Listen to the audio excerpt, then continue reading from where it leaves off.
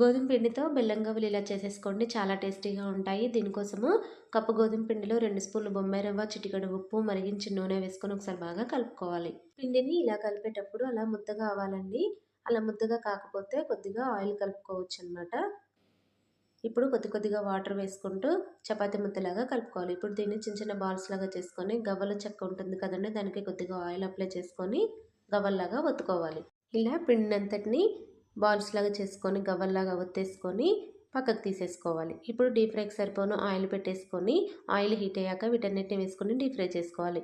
Deep fry చేసుకొని వీటిని కూడా పక్కకు పెట్టేసుకున్న తర్వాత మంచి కలర్ వచ్చాక తీసేసుకొని పక్కన పెట్టుకోవాలి.